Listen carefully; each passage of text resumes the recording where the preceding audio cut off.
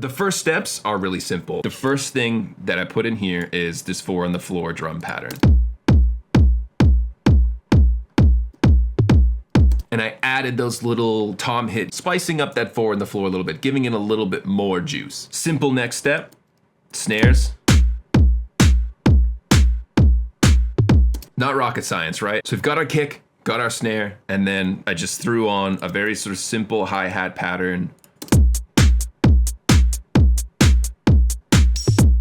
Little bit open hat flair there just to keep it interesting. The bass has a different melodic approach to the same rhythmic cadence and then back to the original one.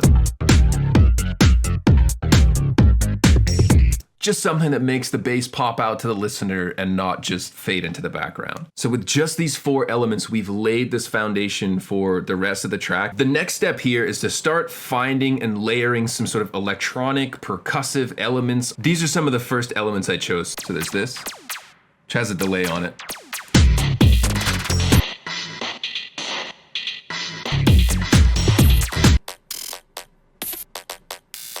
Sweetened up the inorganic percussion with a few organic percussion loops. I especially liked this one because it has this nice first beat.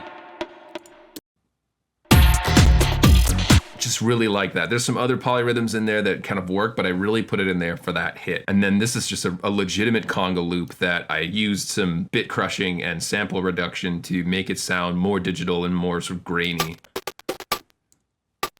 This is what it sounds like without those effects.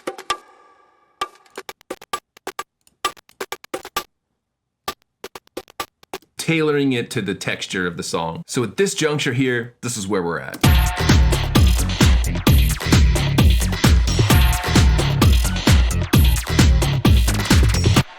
So the only thing really left to do is to figure out how we want to create that hype part at the end. Now, I hate sirens in music, especially when you're driving in the car. So I wanted to reach for an instrument that would speak to what a siren is intending to accomplish on a track while still being musical and melodic. I use one of my favorite instruments to use. It's based on a theremin instrument, and if you don't know what a theremin is, it's like some alien device where like you wave your hands and you don't even touch it and it makes synthy sounds. I like it because it's very bendy and very expressive. You can kind of tap into a ton of vibe and feel with it. Playing along to the track, I settled on this.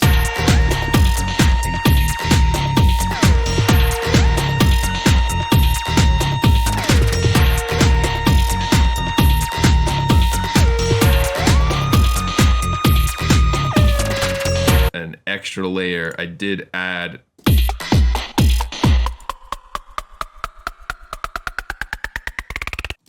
there's only really one more major element in here that I want to talk about. It's this little transition I put in there to sort of take the bridge into the drop.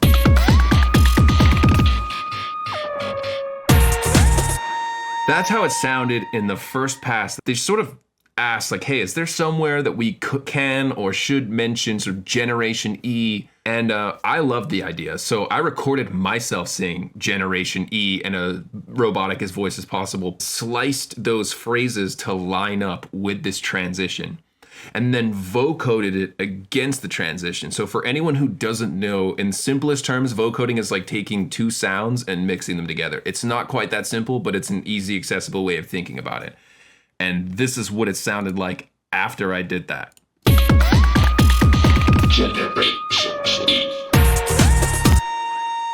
These are the strokes of brilliance that you don't get from using stock or library music, and that takes multiple creatives who hear different things from other perspectives to create these little signature moments.